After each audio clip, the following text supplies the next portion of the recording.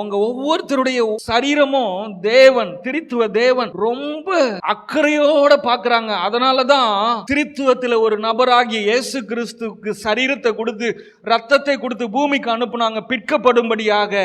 ஆமென். இந்த சரீரத்தை பரிசுத்தமாக்குறார். இந்த ஆலயம் என்பது இந்த சரீரம் தான். ஆமென். இந்த சரீரத்தை ஆண்டவர் பரிசுத்தமாக்குகிறார். இந்த சரீரத்தை தேவன் ஆரோக்கியமா வாழ பண்றாரு. இந்த சரீரத்துக்குள்ள சாவு இல்லாத சரீரத்தை உங்களுக்கு கொடுக்க விரும்புறாரு. இந்த சரீரத்துக்கு சாவே கிடையாதுங்க. இந்த பாடிக்கு சாவே கிடையாது. இந்த பாடி உலக தோற்றத்துக்கே இருந்துச்சு. உங்களுக்கு இருக்குது இந்த சரீரம் உலக தோற்றத்துக்கு முன்னாடியே பிதா ஏற்படுத்தி வச்சிருந்தாரு. இந்த பாடி இன்னைக்கு இருக்குது. இந்த பாடி மகிமையின் சரீரமாக மாறி பரலோகத்தில் ஒரு நாள் இருக்க போகுது. இந்த பாடிக்கு அழிவே கிடையாது. எத்தனை பேருக்கு நான் சொல்றது புரியுது? இந்த சரீரத்துக்குள்ள வியாதின்றது பொய்.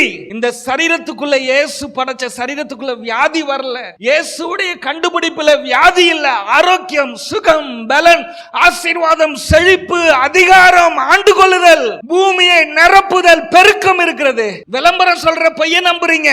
இன்றைக்கு சத்திய வேதம் சொல்லுகிறது, என் இயேசு உனக்கு கொடுத்த அந்த சரீரமானது அது இயேசுவுக்கு இருந்த அதே சரீரம். அவர் படைத்த சரீரத்தில் எப்படி அவர் வியாதி வைப்பாரு? வைக்க மாட்டாரு. அவர் சொல்றாரு, ஒன்னிலே பழுது ஒன்றும் இல்லைன்னு சொல்றாரு.